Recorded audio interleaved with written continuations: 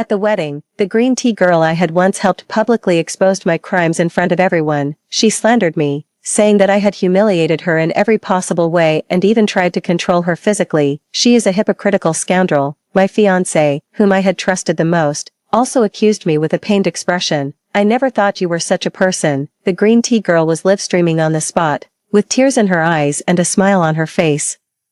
She said amidst my shock and bewilderment, I'm revealing this today in the hope that thousands and thousands of girls can be as brave as I am and stand up against authoritarianism. This speech, which seemed like that of a strong female protagonist, instantly gained her countless followers. However, I was stabbed to death by some extreme fans. When I opened my eyes again, I found myself back at the moment when my fiancé wanted to ask my lawyer friend to help the green tea girl. I nodded readily.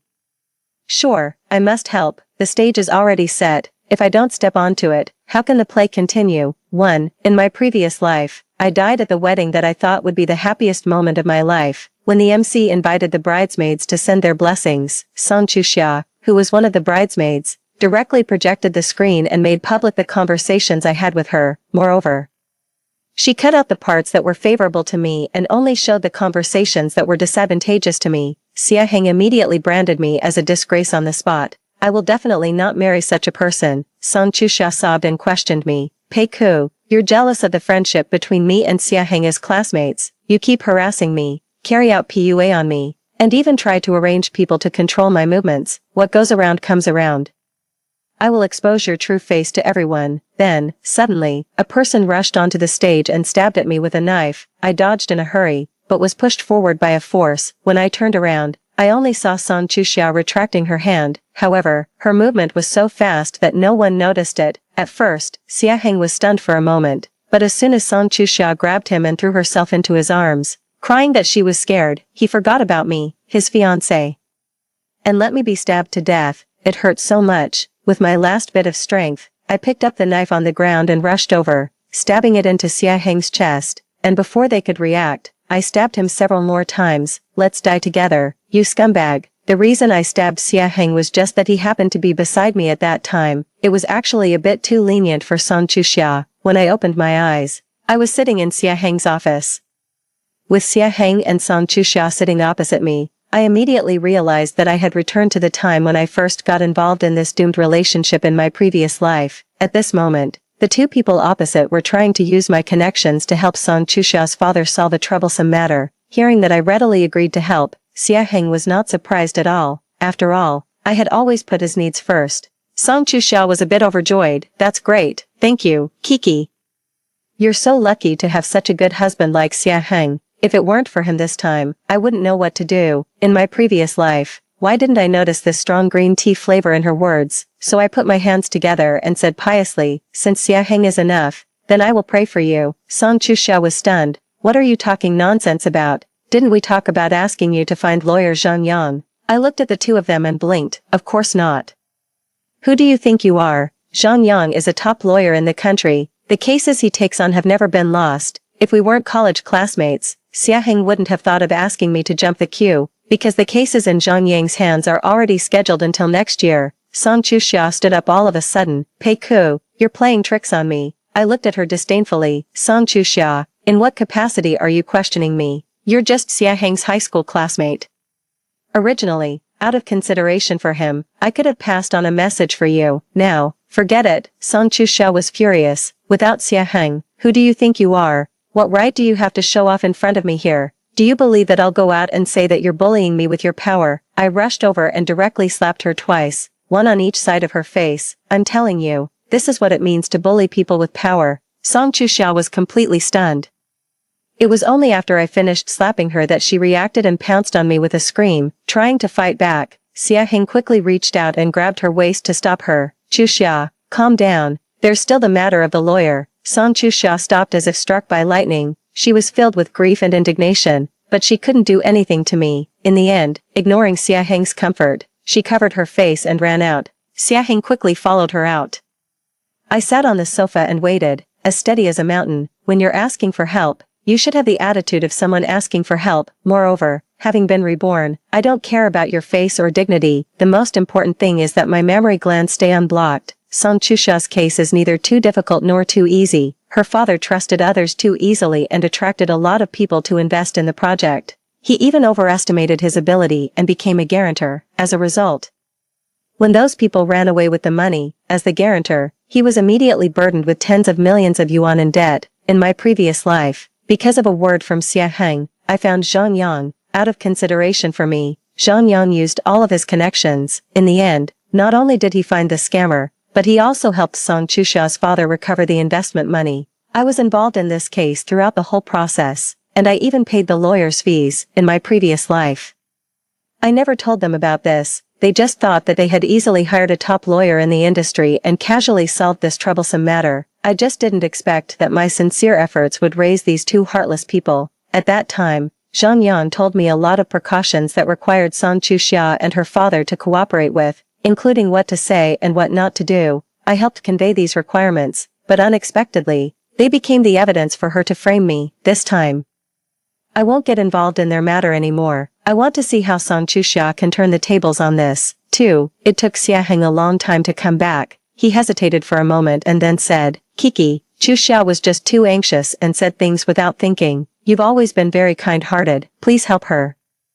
She's really pitiful. Is she pitiful? Aren't those families who were deceived by the scammer and her father and lured into the partnership pitiful? Whenever it came to Song Chuxia, Xia Heng would unconditionally take her side. Why did I always think that this was just normal classmates' affection before? Could a high school classmate who graduated many years ago and who seemed to have barely said a few words to him make him give his heart and soul like this? I didn't dare to look up at Xia Heng, for fear that the hatred in my eyes would be noticed by him too early. After all, the company will go public in a month. With the shares I hold, I will soon become a multi-millionaire. I deliberately softened my tone and said with a hint of grievance, I was just too angry. I'm not the kind of person who would turn a blind eye to someone in need. Moreover, you know Zhang Yang's rules. I was just joking when I said I would pray for her. How could she say such things to me? It's too much.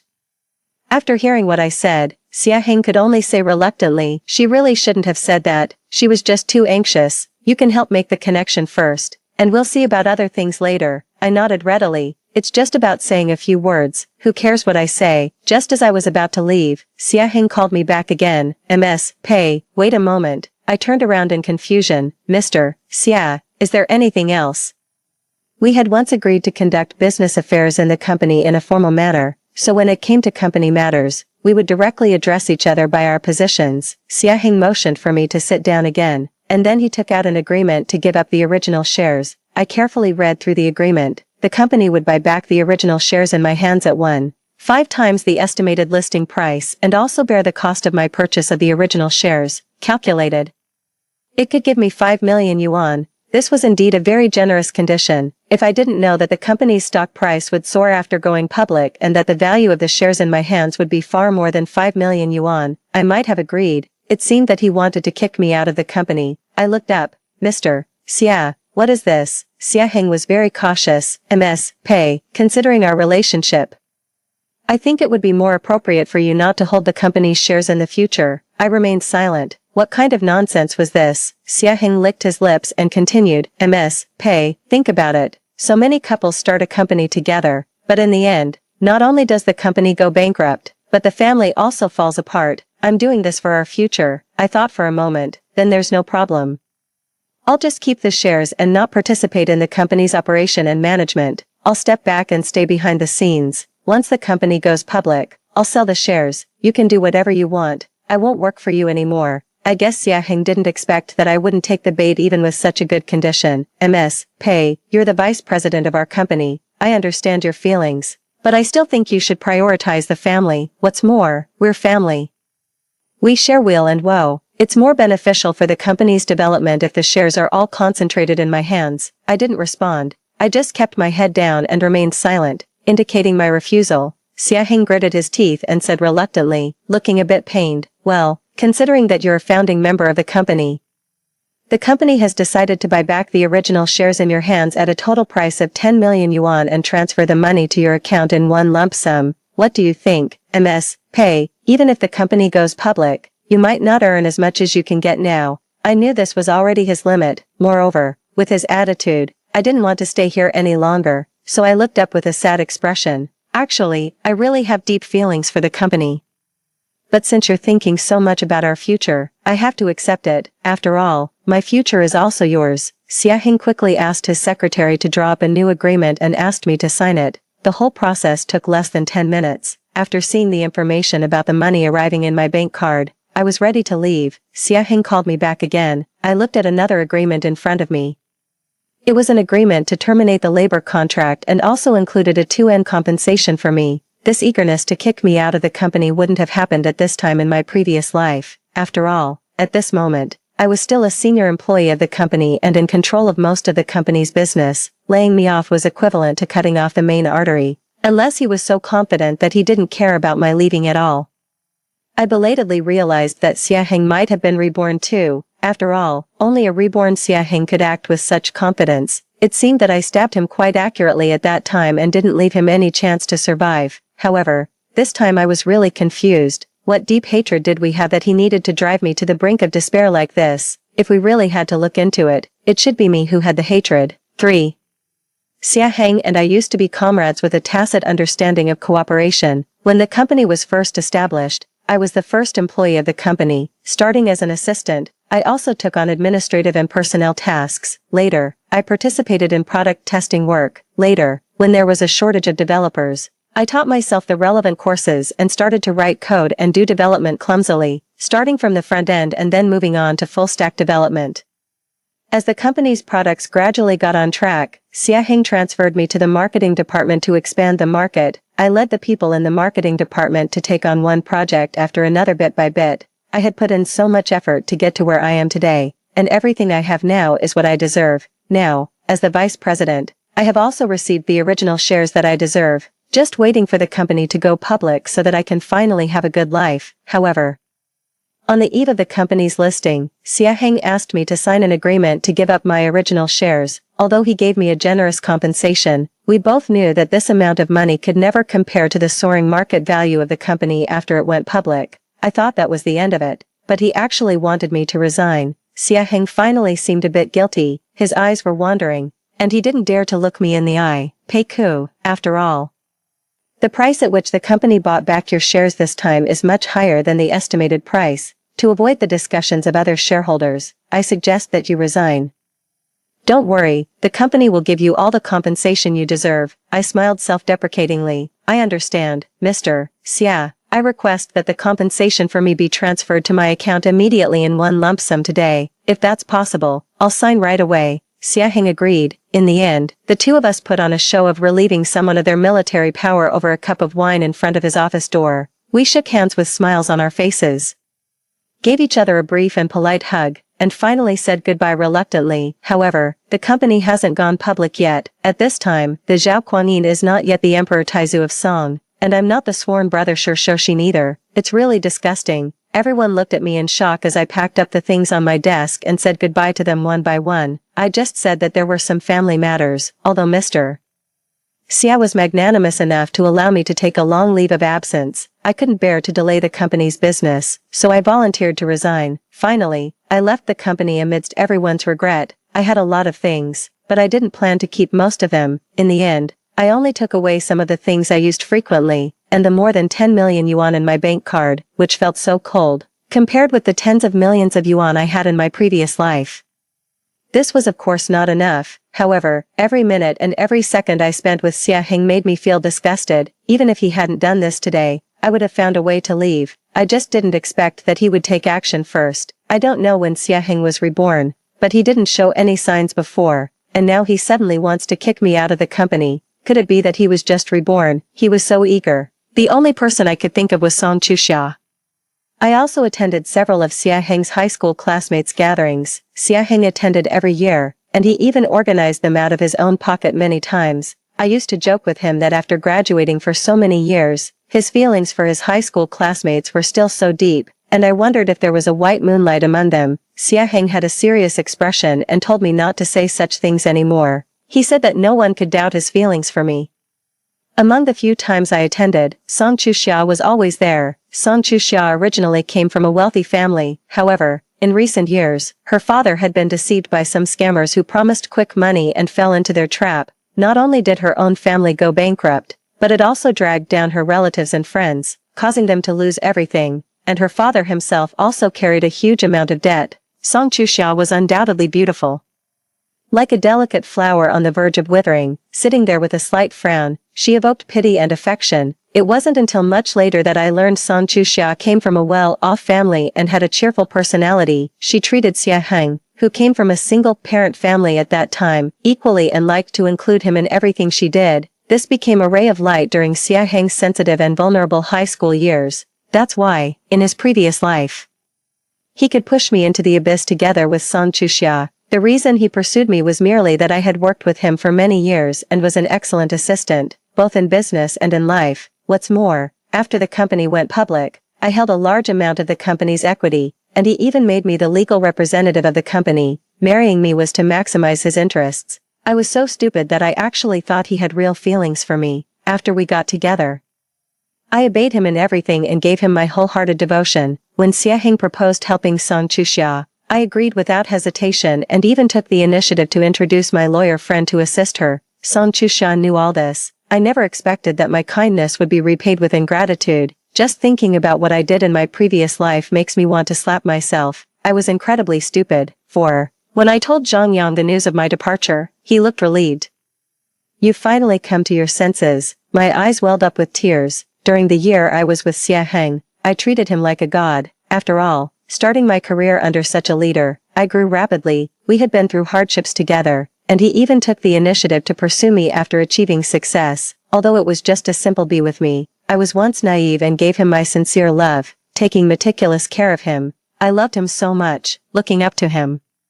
And I wished I could tell the whole world, but that me from the previous life has already died. In this life, I will make them pay the price they deserve. Song Chuxia remained quiet for a long time, and even Xia Heng behaved himself. I didn't even need to ask around. News came to me on its own. It turned out that recently, they had been blocked at their doorstep by debt collectors and didn't dare to go out at all. Song Chuxia had always acted like a spoiled young lady. Now, being pushed to such a state, she no longer had the nerve to show off in front of me. Currently, Zhang Yang was her only hope. But since I had clearly refused her last time, she had to carefully plan to achieve her goal. I waited patiently, and I didn't have to wait long. At the anniversary celebration of Zhang Yang's law firm, celebrities from all walks of life were invited. As the former vice president of the company, I had long received the invitation, even though I had left the company. I was still Zhang Yang's friend, so I definitely had to attend to celebrate. As a well-known law firm in the industry, the anniversary celebration was grand. I arrived at the banquet hall early to expand my network. Xia Heng and Song Chuxia arrived together. Although he was my boyfriend, we hadn't contacted each other since I left the company last time. Their target was obvious. They headed straight for Zhang Yang. I just stood there, holding a wine glass, watching from a distance.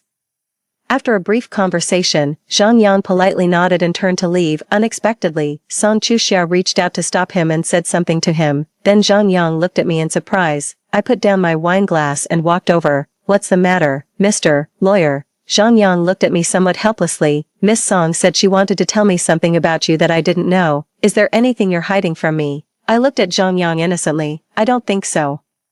With our relationship, does Miss Song need to tell you anything?" Xia Heng watched coldly as Zhang Yang and I talked back and forth. He said, "Kiki, don't forget that I'm your boyfriend. You're flirting with Zhang Yang here. Do you even care about me?" He didn't lower his voice when he spoke. Both of them were outstanding figures in the industry, and today was Zhang Yang's event. As the vice president of the company, I knew many people. All of a sudden, everyone's attention in the hall was drawn. I could even imagine the front page headlines tomorrow. "Xia Heng, if we don't contact each other for 3 days, it's considered a breakup." When you were busy running around for Miss Song, did you completely forget that we haven't contacted each other for almost a month? Do you want me to show you what you've been doing this month? I looked at Song Chuxia and smiled lightly. "Miss Song, I'm also very curious to hear what secrets you, a stranger, want to reveal about me to my friend." Xia Heng took a step forward. "Pei-ku, don't go too far. Why bring Chuxia into our affairs? You bullied Chuxia in my office and slapped her face swollen. Shouldn't you apologize?" This accusation was even more explosive than the previous one. Xia Heng said, seemingly compassionately, "Chuxia has been heartbroken these days. She's only here today to hear your apology. Just apologize to her." I looked at the two of them expressionlessly. Truly, there's no limit to how shameless some people can be. 5. The banquet hall was in an uproar. In such a vanity fair, there were plenty of people eager to watch the drama. especially since this matter involved two well-known young talents in the industry. It was sure to attract attention in both the financial and gossip sections. Lawyer Zhang is stealing someone's partner. Mr. Xia has been cuckolded. Vice President Pei looks weak and delicate, but she's actually so violent. Fortunately, Mr. Xia exposed Pei's true face regardless of his own reputation. Otherwise, if this vixen in the industry were let loose, who knows how many companies she would harm. For someone who wants to stay in society, such rumors are enough to destroy a person or a company. When Song Chuxia pretended to look pitiful and lowered her head, I straightened my back and smiled. Mr. Xia. When we were still in a relationship, you were flirting with Song Chuxia. Even after she slandered me, you still protected her. People who didn't know might think she was your girlfriend. I slightly turned my head to face Song Chuxia. Miss Song, did it feel good to order around the man I no longer want this past month? How about this? I don't need any compensation, just bow to me, and I won't pursue the matter of you being the mistress. Xia Heng's expression changed abruptly.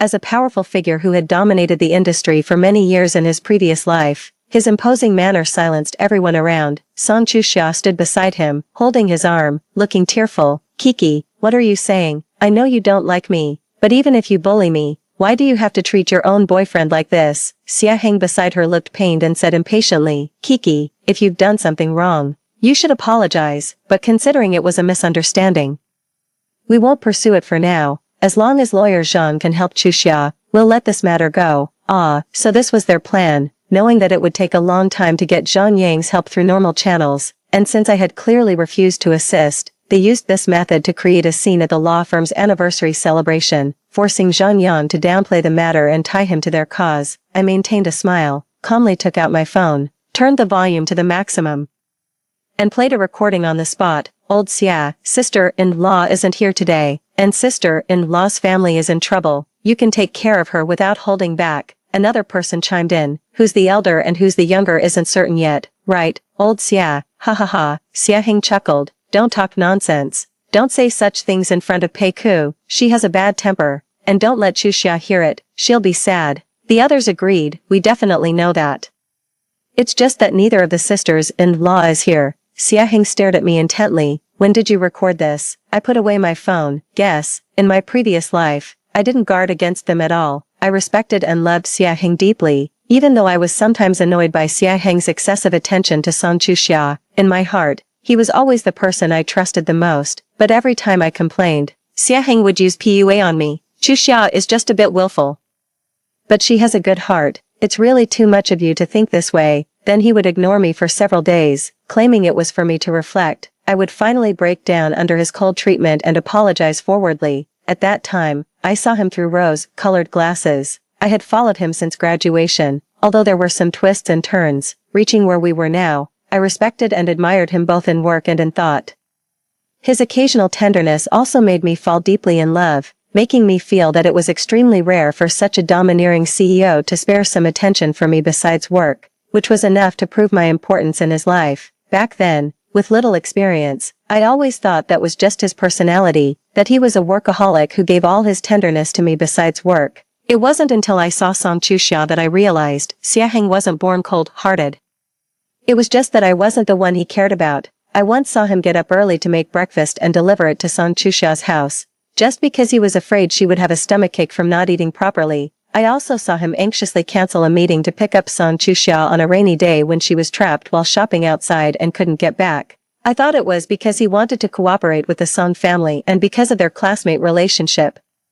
It wasn't until I saw that Song Chuxia's father owed a huge debt and was on the verge of bankruptcy, yet Xia Heng was still running around for her, and all his tenderness towards me was just because I could help Song Chuxia. In my previous life, I was always trapped in this trap woven in the name of love. I wondered why Xia Heng was sometimes cold and sometimes warm towards me and why he didn't stand firmly by my side when I complained. Only after being reborn did I understand. Not loving someone means simply not loving them. 6. With this recording and the chaos created by Xia Heng and Song Chuxia earlier, it was obvious to anyone with eyes that the old Xia in the recording was Xia Heng. The scene was silent for a moment, and then the whispers grew louder and louder. Even those who were a bit farther away couldn't hear clearly, but the people around them quickly pulled them aside and shared the news with excitement. Xia Heng and Song Chuxia lost all face. They didn't dare to mention anything else and left in a hurry. The situation was quickly turned around. Zhang Yang raised his glass and announced loudly, "I believe in Vice President Pei's character. For those of you here who have had business dealings with Vice President Pei, I'm sure you have your own judgment." The anniversary celebration ended without major incident, and my reputation wasn't maliciously spread. When it was just Zhang Yang and me, he finally said seriously, "Tell me the truth. What's really going on?" I immediately started complaining. "Song Chuxia is Xia Heng's white moonlight. Maybe after being a young lady for too long, she's jealous of my smooth sailing. When she's down, she wants to smear me." I pretended to cry. It's bad enough that my ex-boyfriend doesn't believe me, and now my best friend is also questioning me. Zhang Yan didn't know whether to laugh or cry. "Alright, this matter is over for you. Just go about your business and ignore them from now on." I wasn't convinced. Why should it be over just like that? A cold smile curled up on Zhang Yang's usually serious face. They should think twice before trying to scheme against me. Let's see what they're capable of. Finally, I felt at ease. Offending me might cause some trouble, but offending lawyer Zhang would mean being completely crushed. I heard that the two of them still went to Zhang Yang's law firm later. I don't know what Zhang Yang said to them, but now they don't bother me anymore and even go out of their way when they see me. I don't care. In fact, I've started openly clashing with Song Chuxia. Didn't she say I bullied her? Since she and her parents didn't dare to live in their house openly, I arranged for people to keep watch. As soon as there was any movement, I would immediately notify their debt collectors. In a society ruled by law, debt collectors couldn't go too far, but it was enough to keep them in constant fear. Just thinking about it makes me want to eat a big bowl of rice. I even deliberately waited on her way to see her make a fool of herself. Song Chuxia looked at me with venomous eyes, but she still gritted her teeth and apologized with tears in her eyes. "Miss Pei, I'm sorry. I don't know what I did to offend you. Please spare me and my family." "Okay." I looked at her innocently. "Song Chuxia, do you have paranoia?" "I'm a law-abiding citizen. When I see something unfair, I just do a good deed." Song Chuxia was stunned. I raised my eyebrows. Did she think I didn't notice the video recording on her phone that she secretly started? I looked at her seriously and shook my head. "Song Chuxia, remember to call the police if you have any problems. Randomly accosting an ordinary citizen like me isn't a good idea. By the way, you can ask Xia Heng for help." Then I walked away proudly. It felt so good. Of course, Xia Heng wanted to help, but he was powerless. After all, he had just given me more than 10 million yuan, and the company was about to go public. He simply didn't dare to get involved in this mess. Unexpectedly, even though I didn't take the bait, Song Chuxia still had a trick up her sleeve. She posted a video online. Of course, after some editing. First, it showed her distress from being chased by debt collectors, then her apology to me, and finally, my back as I walked away. At the end of the video, Song Chuxia's whole family appeared, crying and bowing. "We're very sorry about this matter, but we're also victims. We've been deceived out of all our money. We won't run away. We will definitely take responsibility. Please give us a chance to live a normal life." The vulnerable and crying beauty not only didn't let the setback defeat her but also showed courage in taking responsibility. Song Chuxia quickly gained a lot of attention. As for me, I was criticized by thousands of people. Netizens called me the vicious back and flooded my social media accounts with attacks. I didn't back down. The day after the public opinion fermented, I immediately released the complete, unedited video. Come on. Did they really think I waited for her without making any preparations? I also added a paragraph at the end of the video. "I've been crying every day because of the harm she caused me. However, as a woman, I won't blame her. After all, some things are just a matter of coincidence and bad luck. I hope this matter ends here." Of course, it wouldn't end there. I'm waiting for them to make their next move. The public opinion reversed instantly. The hatred that was previously directed at me now rebounded onto Song Chuxia's family. Those who had been dragged into bankruptcy by them also came forward one after another to express their anger. Song Chuxia's family became like rats crossing the street, constantly on the run. Finally, Xia Heng couldn't sit still and came to find me. There were still half a month left before the company went public. I believed he must have come up with a story for Song Chuxia. Otherwise she wouldn't have stayed out of the spotlight so far and avoided being linked to Xia Heng. "Kiki, I didn't think things through before. I didn't consider your feelings and failed to protect you, but you blocked all my contact information, and didn't you agree to help Chuxia in the first place? Kiki, I don't know why you've suddenly changed so much." Although he ended with what seemed like a question, he also put on a wronged expression. My anger instantly surged. As his employee, I worked hard and conscientiously. As his girlfriend, I took meticulous care of his daily life, always putting his feelings first. He said he didn't want too many disagreements between us at work, so I gradually delegated power from the core departments like marketing and RD in my hands. He said Song Chuxia had helped him a lot in high school, so I showed her my care and didn't mind her occasional little caprices. I just wanted to live a stable and happy life with him. But what I got in return was double-faced betrayal and even framed me. Thinking of this, I didn't even want to maintain the basic decency between adults. I picked up the coffee on the table and splashed it at him. The people in the coffee shop were in an uproar. Before Xia Heng could react, I stepped forward, grabbed his tie, pulled him towards me, and slapped his face with both hands. His fair face immediately turned bright red. Strangely enough, the red marks on both sides were symmetrical. Almost looking festive, I looked at Xia Heng and said, "You've been having an affair with Song Chuxia for a long time, right? Since you like her so much, why are you still with me? Could it be that she didn't fancy you, and you wanted to use me to work for you willingly? You're just as despicable as your selfish father." Xia Heng was originally so angry that he was about to lash out, but after hearing my last words, he could only stand there stiffly, unable to say a word. Xia Heng's father was good-looking and glib. When he was young, he abandoned Xia Heng and his mother and ran away with a rich woman. Xia Heng had always hated his father deeply. I pushed him hard back into his seat, then looked up at the people in the coffee shop and smiled. "Sorry, I'm just teaching this scumbag a lesson. I apologize for the disturbance. Put everyone's bills on this scumbag's tab, don't be shy." Unable to bear the humiliation, after seeing the crowd clapping while sighing, Xia Heng could only slink away to pay the bill. I called the waiter to clean up and continued to drink my coffee, remembering my previous life. I wasn't completely oblivious. There were many clues, but I just chose to turn a blind eye. The recording played at the previous banquet was made at one of their class reunions. I still had some work to do at the company that day and initially decided not to go.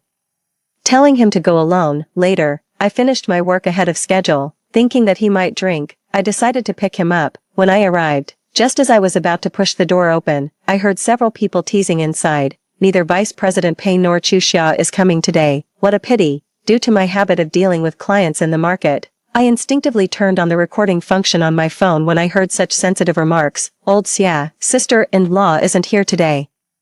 And sister-in-law's family is in trouble. You can take care of her without holding back." Another person chimed in. "Who's the elder and who's the younger isn't certain yet, right? Old Xia, ha ha ha." I waited for a while before hearing Xia Heng chuckle. "Don't talk nonsense. Don't say such things in front of Pei Ku. She has a bad temper. And don't let Chuxia hear it. She'll be sad." The others agreed. "We definitely know that. It's just that neither of the sisters-in-law is here."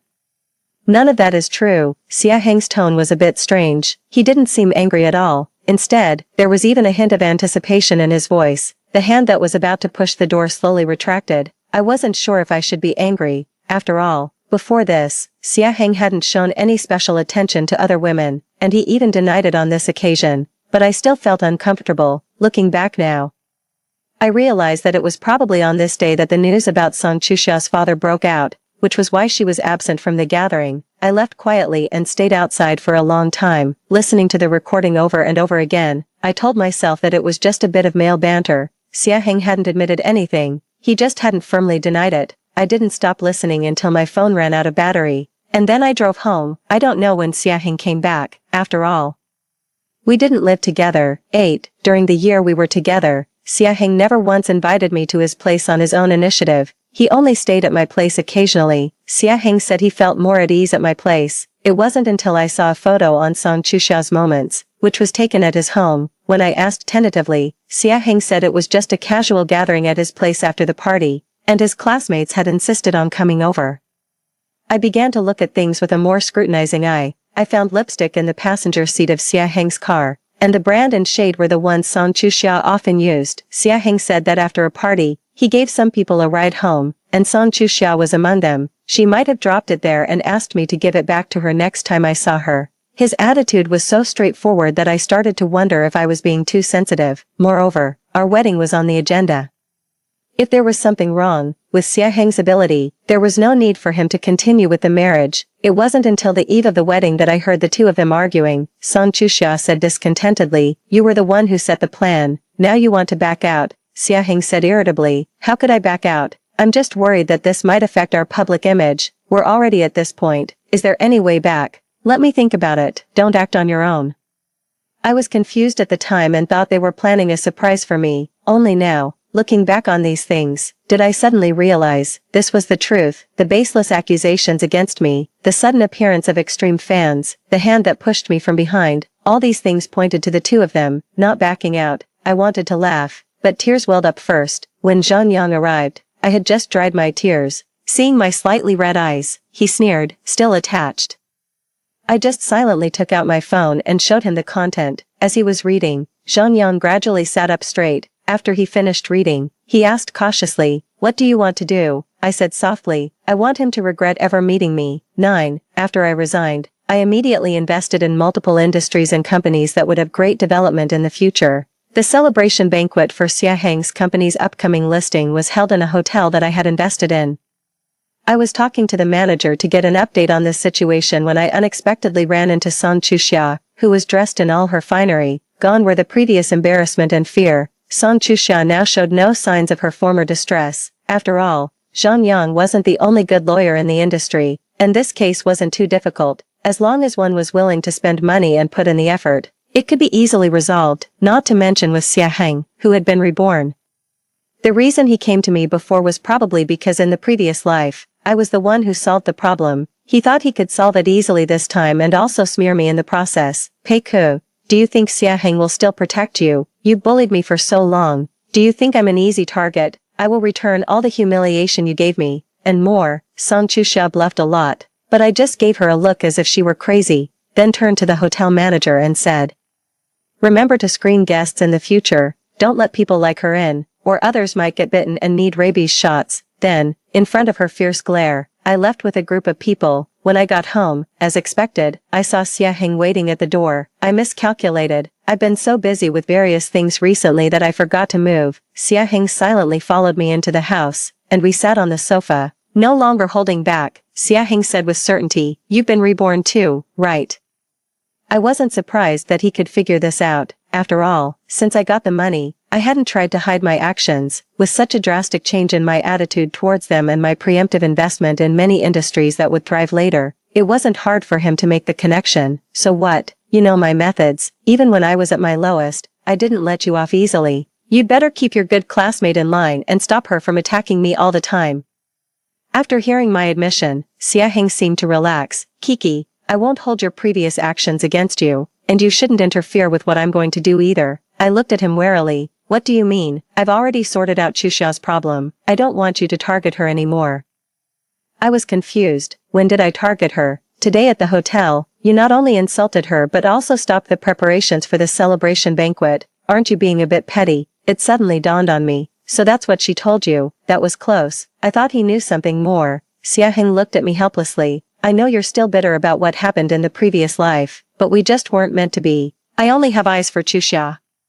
I've already compensated you with money for what happened before. Stop making a fuss. There's no future for us." I looked at him in disgust. Since being reborn, I've been focused on my career, but since his rebirth, he's been obsessed with romance. I overestimated him. I stood up, opened the door, and motioned for him to leave, not even wanting to say another word. Xia Heng sighed and got up to leave. When he was outside the door, he turned back as if he wanted to say something. But I slammed the door in his face. "I wasted my meal today. I feel like throwing up now." 10. There was still a week left before Xia Heng's company went public. Knowing that I was the major shareholder of the hotel, they changed to another one. The press releases were already in the works, and San Chuxia was ready to ring the bell with Xia Heng. She even sent me a message. "Do you regret not holding on to Xia Heng? Let me tell you, Xia Heng has liked me since high school. I didn't expect he'd still be so infatuated with me after all these years. You were just an accident. All of this will ultimately be mine. Come to think of it, I really should thank you for all the hard work you did for me before. In the previous life, I rang the bell with Xia Heng. I'm sure San Chuxia was seething with jealousy. Now, all of this was hers. The highlight of her life was about to come, and she was extremely proud. I didn't reply to any of her messages. Instead, I posted these messages online with the title "The founder of a listed company cheats and kicks out his partner." I also submitted all the evidence I had to the China Securities Regulatory Commission. Xia Heng's company's IPO process was suspended 2 days before the scheduled listing. He was taken away for investigation. The company's finance director was someone I had promoted. When I left, I didn't plan to do anything at first. After all, in the previous life, the company went public smoothly. And everyone made a fortune. Since I was the legal representative of the company, the finance director didn't want to mess with me. In this life, since I left early and the company's listing had nothing to do with me, the finance director, anticipating that he would also be kicked out, quickly made a copy of the relevant documents and sent them to me. That's when I realized why Xia Heng made me the legal representative in the previous life and why he was so eager to push for the IPO when the products weren't fully developed. His real goal was to raise money fraudulently. The so-called industry-leading product performance indicators and impressive financial statements were all inflated, and I, as the legal representative, was set up to take the fall. Remembering what he said to Song Chuxia on the eve of the wedding, I won't back out. My hatred burned even stronger. Xia Heng topped several trending topics, both in the financial and entertainment sections. In an interview with reporters, I said firmly, Song Chuxia meddled in my relationship with Xia Heng. As a woman, I originally didn't want to make things difficult for her, but she kept pressing me, constantly smearing me. She used misleading video edits to confuse the public and privately humiliated and slandered me. I couldn't take it anymore, so I decided to speak out. Regarding the issues with Xia Heng's company, after obtaining the evidence, I simply did what a responsible citizen should do. I hope everyone will focus more on the legality and compliance of this matter rather than on me personally. Thank you all. After that, I left with Zhang Yang's escort. I won't interfere in Xia Heng's affairs anymore. I'll leave everything to the law. He will receive a fair trial. And I will have an even brighter future. When I came out of the elevator, Song Chuxia suddenly rushed out and was about to stab me with a knife. I turned around, and the bodyguard behind me immediately stepped forward and kicked her flying. I quickly called the police. While waiting, I looked at the person who seemed crazy and said, "Do I look like such a stupid person?" I was indeed stupid in my previous life, but now I'm Nyo Kalu Pei Ku. Since Xia Heng was arrested and Song Chuxia went missing, I've been on guard against her. Xia Heng wasn't surprised at all when I readily agreed to help him. After all, I've always put his needs first. And it seemed that Song Chuxia had also been reborn. Great, this would make the revenge even more satisfying. I looked down at her and said, "You forgot that even when I died in the previous life, you didn't have a good life either." She was so angry that her whole body trembled, and she pushed me away forcefully with her hand. She still had the knife in her hand. And I didn't ask the bodyguard to take it away. Song Chuxia was taken away by the arriving police, and I was also taken to the ambulance. She was charged with attempted murder. Lying in the hospital bed, I listened to Zhang Yang sitting beside me scolding, "Look at you, who am I? Once she rushed out and tried to hurt you. She couldn't escape legal punishment. Why did you do something unnecessary?" While eating the fruit, I directed Zhang Yang to continue peeling the apple and said, I know. I just wanted to make sure everything was foolproof. If Song Chuxia had just rushed out and didn't cause me any harm, she might have been released after being detained for 2 days, but stabbing me, and with the surveillance footage showing that she stabbed me on purpose, that's a completely different matter. Hearing my perfunctory words, Zhang Yang could only give up. When I was discharged from the hospital, I received a request from Xia Heng to meet me, and I went. Xia Heng looked much more haggard and was no longer as high-spirited as he was in the previous life. I looked at him indifferently and said, "I didn't expect you to still want to see me." Xia Heng smiled self-deprecatingly. "I didn't expect you to agree to come either. I just want to apologize to you. I'm sorry for so many things. Oh, I know you did all this because you wanted me so much." Xia Heng took a deep breath and said with great patience, "If I say that I won't have any contact with Song Chuxia anymore, can you ask Zhang Yang to defend me? I will definitely change my ways and we can live a happy life together in the future." I regretted coming here. I smiled and, under Xia Heng's expectant gaze, said, "You really are pushing your luck. Who gave you the courage to think that I would still be infatuated with you? A flower behind bars. The last time I asked you to leave, it was because I was afraid that I would vomit if I said one more word. Now I realize that I was wrong. Why should I make myself feel sick just to make you feel good? I'll tell you one last time clearly. Do you think you're worthy of being with me?" I stood up and was about to leave, then quickly added, "It's really hard for you to contact Song Chuxia now. After all, she's also in prison. As for where exactly, I don't know." I didn't bother to look at Xia Heng's devastated expression or care about his reaction upon hearing about Song Chuxia. These despicable people will surely be punished by the law, and I will also have a brighter future. Story 2. In my past life, I despised him immensely, yet unexpectedly, it was he who claimed my body and avenged me in the end. Upon my rebirth, with tears brimming in my eyes, I extended my arms toward him. "Husband, hold me." His eyes burning red, he grasped my chin tightly. "Say that again." and I'll give you my life." Obediently, I called out again, "Husband." In the next instant, he grabbed a fruit knife from the table and plunged it into his heart. I sat dazed in the hospital, completely stunned. I could never have dreamed that on the first day of my rebirth, my golden thigh would stab himself and end up in the emergency room. The rapid tapping of high heels echoed down the hallway. Before I could even look up, a harsh slap landed on my face. The crisp sound resonated unusually clearly through the empty corridor. The sudden slap turned my head to the side, numbing half of my face instantly. Ching ching. "If anything happens to Lian this time, you'll join him in death." I opened my mouth, the movement pulling at my cheek, causing me to gasp in pain. The woman before me glared fiercely, her high heels clicking as she stood firm in front of the emergency room, touching my swollen cheek. I thought of the emaciated figure from my past life tormented by illness and slightly curled my lips. Such strength indicated she was still in good health. Late at night, the red light outside the emergency room finally went off, and the doctor, supported by others, walked out. The surgery was successful. The knife merely grazed the heart without piercing it. He should wake by tomorrow morning if all goes well tonight. The pale-faced man, eyes tightly shut, was wheeled past me to the intensive care unit. Finally having a moment, Mrs. Fu glanced at me and remarked, "Don't you hurry home and change out of those clothes. They're bad luck." I was still in my home sleepwear, and after several hours, the blood that had splashed on it had dried, leaving dark red stains. As the night grew colder, I shivered and said, "I'll just find something to wear in a bit." "Mom, you should go home to rest." "I'll stay here tonight, Mrs.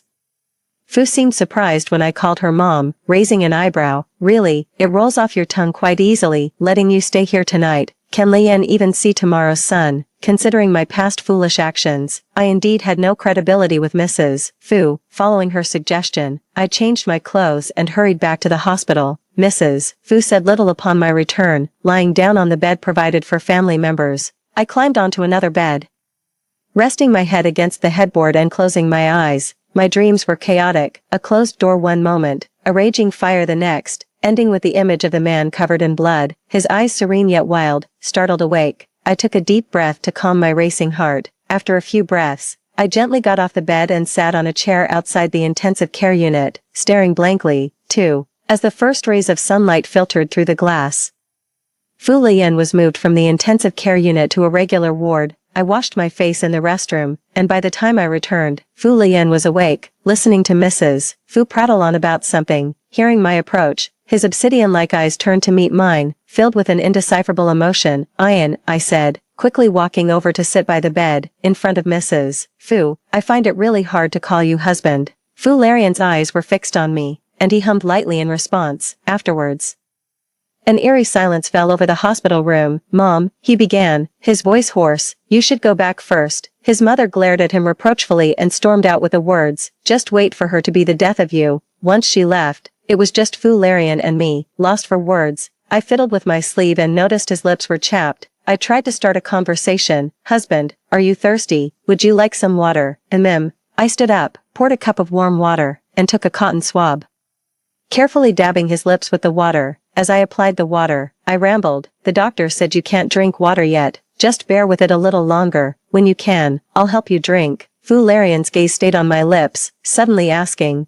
"Why did you call emergency services?" He suddenly opened his mouth, almost causing the cotton swab to poke him, startling me. "What?" His tone was mild. "Haven't you always wanted me dead? This time you had your chance." If it weren't for the fact that he was injured, I would have smacked him on the head. "What does he mean, wanting him dead? I'm not a psychopath. Why would I want him dead?" Though I did say that once. It was when he had me locked up and I was speaking out of frustration, and now he's bringing up old grievances. I didn't. He didn't ask further, slightly turned his head away from my hand, and closed his eyes. "Husband." I put down the cotton swab and glass, sat beside the bed. "I know I've been too much in the past, but I swear I won't be anymore. If I ever treat you like that again, may lightning strike me dead." Before I could finish, a large hand covered my mouth, stopping my words. His movement seemed to strain his wound, his eyebrows furrowing slightly. "I've told you, my life is yours to command." I pulled his hand away, earnestly saying, "I really won't do it again." During the night, I stayed by Fu Larian's bedside, as the anesthesia wore off. The pain from his wounds covered his forehead with dense sweat. I prepared a basin of water and gently wiped the sweat from his forehead with a damp towel, smoothing his furrowed brows as he slept. I stood up to dispose of the water when suddenly my hand was grasped. Ching ching. Fu Larian clutched my hand tightly, his voice full of pain. I sat back down, gripping his hand in return. His palm was broad and rough, completely enveloping mine, holding on so tightly that my fingertips turned white. Loving me must be painful, huh? I chuckled self-deprecatingly, utterly foolish, unable to see people clearly, always causing trouble. I wonder what he really likes about me. Do I like him? Maybe I do. After all, there's no one else in this world who would lay down their life for me. But, love, it's hard to call it love. I'll treat him well, maybe even willing to give my life for him, but I know it's not love. It's just compensation. I pressed his hand against my face, looking at his features in the play of light and shadow, and whispered softly, Ian, I will try my best to love you, he said, his eyelashes quivering slightly in the night. It must be said, Fu Lian's recovery ability was remarkably strong. Despite a stab wound that was nearly fatal, he was mostly healed in just half a month. Those 2 weeks passed peacefully. I brought a few sets of clothes from home and stayed at the hospital to take care of Fu Lian. Although I say take care, I wasn't much help really. It was a private hospital, and the doctors and nurses did everything that needed to be done. All I could do was bring water, deliver meals, and keep him company. Fu's mother came to visit a few times, but each time, her cold-faced son sent her away. I figured if this kept up, I might be able to get out for a bit of fresh air soon. Back at home, I sat on the sofa and let out a long sigh of relief, although the hospital beds were soft. Nothing beat the comfort of home. Buzz, buzz, the phone on the table vibrated twice, and Fu Lian and I both looked over. I felt him tense up momentarily, so I leaned over to kiss his chin and, right in front of him, unlocked the phone. The glaring message on the screen nearly gave me a heart attack. Lin, ching ching. It's been so long since we last met. I miss you. Let's meet. The breathing of the person next to me hitched, followed by his chest heaving twice. Shoot, I forgot to block him. I quickly and decisively dragged the contact into the blacklist, flipped the phone over, and turned to kiss him. Fu Lian slightly turned his head, and the kiss meant for his lips landed on his cheek instead. Why not agree to it? He asked, his tone light but his fists clenched tightly at his side. Clearly, he didn't want me to go, yet he acted as if it didn't matter to him. If I really went, I probably wouldn't be able to leave the bedroom for a month. How awkward, I sighed. Prying open his clenched hand, fresh pinch marks were clearly visible on his open palm. Seeing the deep imprints, I felt irrationally angry. Why are you pinching yourself? I poked at his palm. His hand closed, enveloping mine completely. He looked down, his eyes hiding his emotions, and murmured, it won't happen again. People say man proposes, God disposes. And it turned out I hadn't expected Lin to actually dare to show up at my doorstep, after having breakfast with Fu Lian. I went out to water the flowers in the yard. Just as I was about to head back inside, I heard an annoying voice. Ching ching, why did you block me? Are you angry that I haven't contacted you for so many days? I walked forward without turning back, letting his words pass by me like wind. Ching ching, are you being threatened by Fu Lian? Come out, I'll take you away from him. Yelling in front of Fu Lian's house. Was he asking for trouble? If he wanted to die, he shouldn't drag me into it. I turned around emotionlessly and looked at him. Sir, if it's not too much trouble, could you please leave my doorstep? My husband and I are very happy together, so you don't need to worry. Ching ching. Tired of listening to him, I quickly stepped inside. As I opened the door, I froze. The floor inside was covered with broken ceramics, and Fu Lian stood in the center, his hands bloody, his eyes bloodshot. The butler, Uncle Li, immediately came to my side as I entered. Madam, call the doctor. I dropped the command and stepped over the broken ceramics towards Fu Lian. The man who had been raging just moments ago rushed over as my foot almost touched a shard and scooped me up, leaving a trail of blood behind him. Half an hour later, Fu Lian leaned on the sofa, his eyes half closed as the doctor treated the wounds on his feet. The doctor carefully extracted tiny porcelain shards from the flesh using tweezers, each piece pulling down droplets of blood that fell to the floor. The person on the sofa wore a blank expression, not even moving an eyebrow, as if the bloodied feet weren't his. After treating the foot injuries, the doctor turned to clean the less severe wounds on the hands. After a while, the doctor stood up and advised, be careful with your hands and feet in the next few days. Try not to exert any force. Uncle Li led the doctor out, leaving only Fu Larian and me alone in the vast living room. The man looked up at me, a hint of red in the corner of his eyes. His voice hoarse. Ching ching, stay away from him. I sighed, sat beside him, and poked his unharmed forearm, feeling a bit gloomy. Fu Larian, do you trust me? Fu Larian seemed not to hear what I was saying, just staring intently at me as if I might vanish into thin air. stubbornly repeating his words, "Ching ching, stay away from him, he will harm you." I leaned my forehead against his, gently rubbing it, and promised, "I won't meet him again, okay, I won't meet him again. But I will still seek the vengeance I am owed, whatever debts he owes me from past and present lives, I intend to recover them, with interest." It was strange that Fu Larian, despite his anger that day, didn't confine me or anything. With old wounds unhealed and new ones added, his complexion was much worse. The housekeeper felt sorry for him and made nourishing soups every day, but while he didn't improve much, I ended up getting plumper, after overeating soup and hardly touching dinner.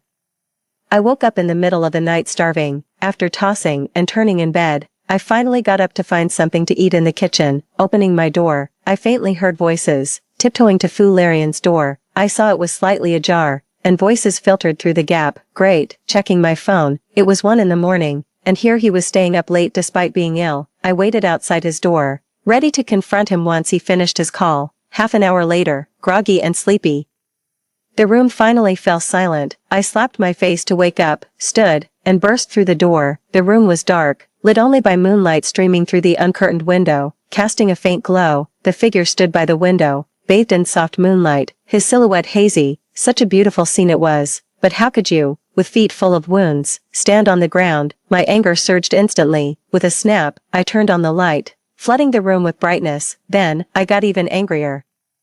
Blood-stained bandages were carelessly thrown on the table, and the man, wearing a coat, stood barefoot on the cold floor. Seeing me enter, a rare look of surprise crossed his face. "Fu Larian, do you not care about your feet anymore?" I yelled at him, running over to drag him back to bed, puffing my cheeks. I stood by the bed glaring at him furiously. The person on the bed reached out with slender fingers, carefully hooking my hand hanging by my side. "Ching ching, don't be angry."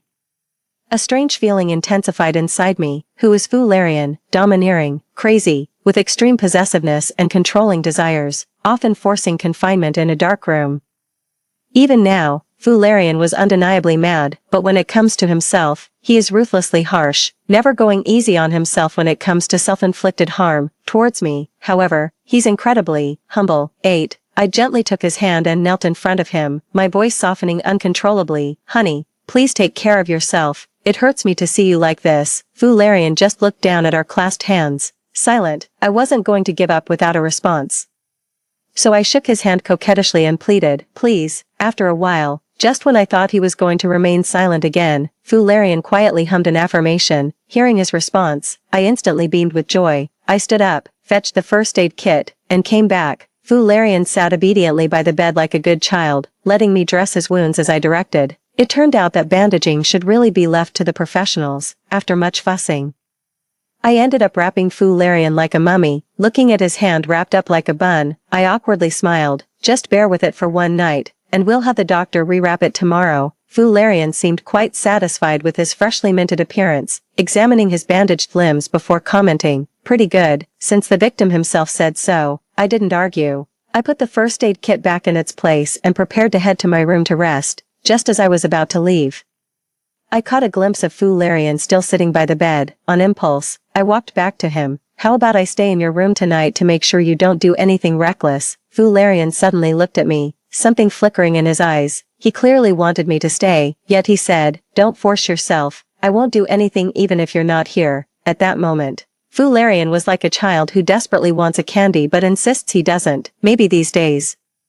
My courage had been bolstered by Fu Larian, and I playfully decided to go along with his words, nodding. "Oh, in that case, I'll leave." With that, I turned and headed towards the door. Fu Larian watched me leave without turning back, his eyes dimming instantly, a self-mocking smile playing on his lips. Seeing Fu Larian like this, my heart unexpectedly clenched. I reached the barely closed door, shut it, and winked at him under his puzzled gaze. "All right, get ready to sleep.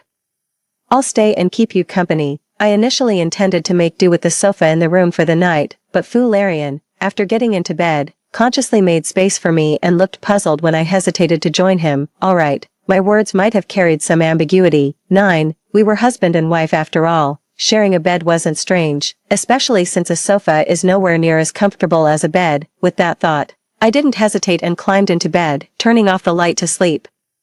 It was the middle of the night, and after all that fuss, I was quickly enveloped by drowsiness. Within minutes of lying down, my consciousness blurred. In a haze, I felt the person beside me turn over, and a strong, lean arm wrapped around my waist, pulling me closer to him. After that, I lost consciousness. The next day, I woke up gasping for air, convinced I would have suffocated if I had woken just 2 seconds later. I struggled to lift my head from Fu Larian's chest, taking a few deep breaths of fresh air before I felt better. Despite the commotion, Fu Larian didn't wake up. His arm was still around my waist, preventing me from getting up, and the earlier fuss had chased away any sleepiness. I lay there in his arms, staring blankly, until something caught my eye and I fixed my gaze on it. Streams of light filtered through the gaps in the curtains, casting luminous marks on his face that added a touch of sanctity. His eyes were closed, his expression relaxed, a state I had never seen him in before. It seemed as though this was the first time we shared a bed. Initially, when the Lin family's financial chain broke, I was sold to Fu Lian by my parents to secure funds. It was repulsive to even share a meal with him at the same table, let alone sleep in the same bed. I withdrew my hand and poked Fu Lian's cheek. Surprisingly, it felt good,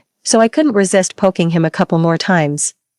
His long eyelashes fluttered like butterfly wings, prompting me to stop immediately. Even my breathing lightened. Seeing he didn't wake, I reached out again, this time toying with his eyelashes. As I fiddled, I marveled at how long his eyelashes were. Eventually, the person beside me woke up, his eyes still slightly foggy as he rubbed his forehead against mine before burying his face into my neck. When he looked up again, his gaze had cleared. After breakfast, I had the doctor come over to redress Fu Lian's wounds. This time, I squatted nearby and watched carefully, trying to learn the doctor's technique. While watching, I blurted out, "Should I buy you a wheelchair so you don't have to walk?" Fu Lian, lifting his foot for the doctor to wrap, dismissed my suggestion without even looking up. Given his condition, going to the office was out of the question. But such a large company couldn't just be neglected every day. After the doctor left, Fu Lian went to the study to handle work. Halfway through, I went up to bring him water and saw his hand holding the pen slightly bleeding through the bandage. My mouth worked faster than my brain, blurting out, "Should I help you review the documents?" It was only after speaking that I realized the documents might contain confidential company secrets, not meant for casual viewing. I quickly added, "Your hand." Before I could explain, Fu Lian neatly put down his pen and leaned back in his chair. All right. Then, things turned into me sitting in the office chair reviewing documents while Fu Lian sat beside watching me. I majored in jewelry design with a minor in business during college. Honestly, I wasn't interested in jewelry design. I had initially chosen to study business for my college application, but my parents altered my choice without my consent, claiming, "Why study business? Jewelry design is so much better. Look at other daughters, all studying design." At that time, I couldn't resist, and the only option was to minor in business at university. Even with some business education, I had never really practiced it, so handling documents was still somewhat uncertain. With each document processed, I had to consult Fu Lian's opinion. Though I was the one processing, it was still his intellect at work, though he seemed to enjoy it. Even smiling, gradually, I got the hang of it. No longer needing to consult him for every document, only for those of significant importance. Time quietly passed, and as I laid down the last document, I took a deep breath. "Just need your signature on these." Fu Lian handed me a glass of water. "You can sign them." I took a sip and replied, "Hey, I know this much. I don't have the authority. My signature won't count." "You do. You gave me shares." Fu Lian's casual remark made me jump up from the office chair.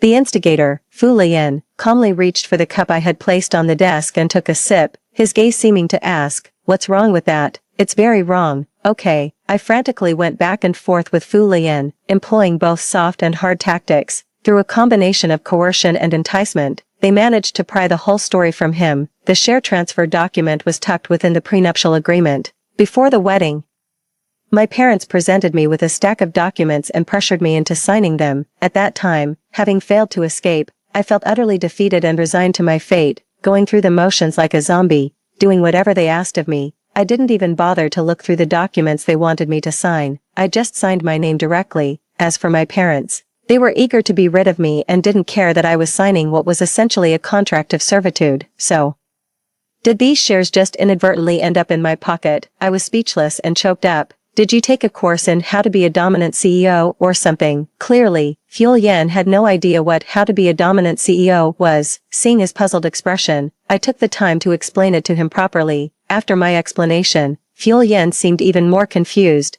"This is supposed to be marital shared property." "Alright. I give up. This person is so naive."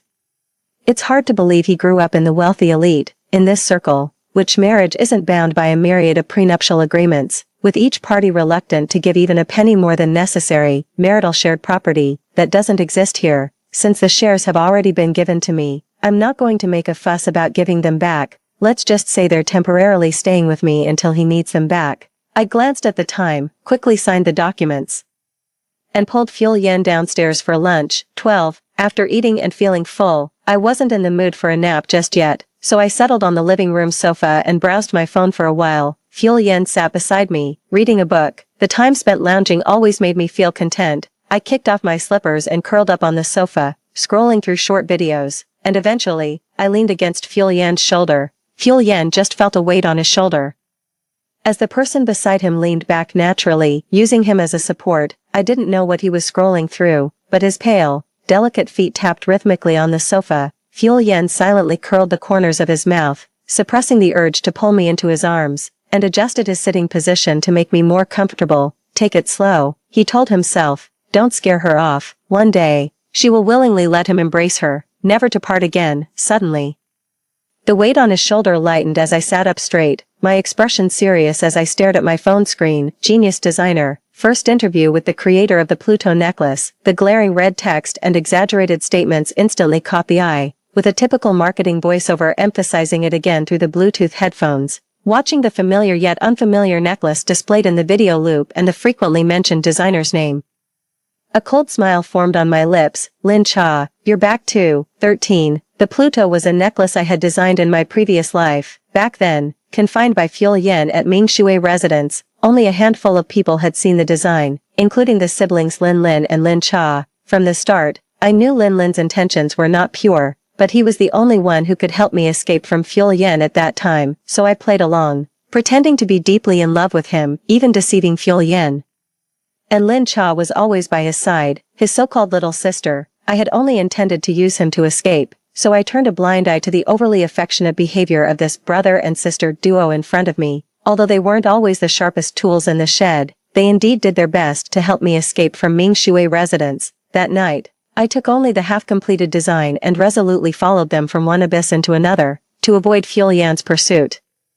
We started moving from one remote area to another, hiding wherever it was secluded. With our limited skills, we managed to stay hidden for over half a month. Initially, Lin Lin and Lin Cha pretended to be nice to me, but their true colors showed as time went by. In the small mountain village, there was only one bedroom in the dilapidated house, which naturally they occupied, leaving me to sleep on a straw mat in the so-called living room. During the night, the noise from the bedroom would often keep me awake. While dealing with them, I secretly planned for the future. Everything went as I expected, but I underestimated the extent of human malice. On the last day of our half-month escape, Lin Lin produced a document and tricked me into signing it. It was a simple property transfer agreement. I signed it without blinking. As I didn't know about the wealth Fu Larian had left me, I thought I was penniless. Why should someone who's barefoot fear losing their shoes? I thought they'd abandon me once they achieved their goal, and then I could find a deserted corner to live my own life. Unexpectedly, that night, they unusually gave up the bedroom to me. That night, a huge fire broke out, the room was locked, and my memories from my previous life ended there. After I died, my mind only retained fragmented and vague memories, while I was lost in thought. A pair of strong hands suddenly wrapped around my shoulders from behind, pulling me back so forcefully that I fell into Fu Larian's arms. I immediately sensed that something was off with Fu Larian's mood. His grip on my shoulders was so tight it almost suffocated me. The body behind me was hot and tensed, trembling imperceptibly. At that moment, I didn't care about Lin Cha or Pluto anymore. I threw my phone aside, and with my freed hands, I touched his trembling hands gently. Honey, what's wrong?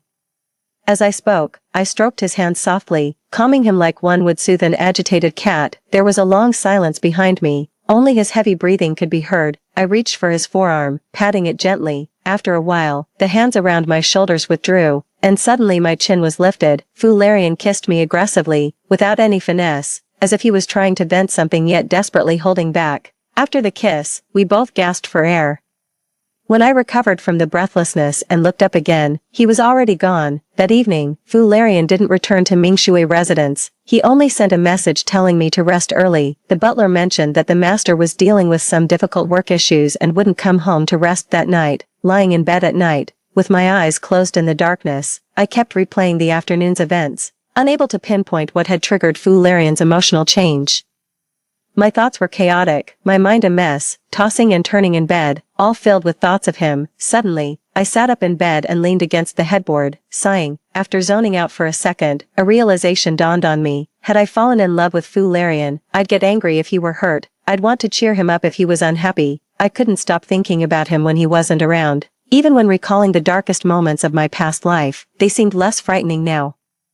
I twirled my fingers, then let go, a slight smile appearing on my lips. To love is no big deal. If heaven has given me a second chance, do I really have to keep suppressing myself? Wait, reborn. A spark of realization flashed through my mind. As if the fog was lifting, I was reborn, and so was Lin Cha. Then why couldn't Fu Larian be reborn too? That would explain everything. In this life, his restrained and humble love, and his unusual emotional fluctuations after seeing Pluto. All these abnormalities now made sense. My heart thudded violently, pounding against my chest. I wanted to see him right now. 15. The number you have dialed is currently unavailable. The call was automatically disconnected due to no answer for a long time. I stubbornly dialed again. Dial tone, ching ching. Fu Larian's somewhat hoarse voice came from the other end of the phone. Honey, I miss you. Half an hour later, Fu Larian returned to Mingshui residence, bringing with him the chill of the late night. Seeing me quietly waiting for him on the living room sofa, Fu Larian's eyes darkened. He walked over in 2 or 3 steps, looking as if he wanted to embrace me, but he didn't. I'm going to change my clothes. I stopped him as he turned to leave, turned off the living room lights, and we both headed to the upstairs bedroom together. After Fu Larian showered, I was leaning against the headboard waiting for him. After changing his bandage, I lay on the bed and snuggled into his arms, my hand resting on his waist. I could clearly feel his body stiffen for a moment, but he then took the initiative to wrap his arm around my shoulders. What's wrong? His large hand stroked my head, comforting me like a child who had been bullied. Clearly, my unusual behavior made him think I had been wronged. I tightened my grip around his waist and buried my face in his chest. Honey, I won't follow Lin and Lin Cha anymore.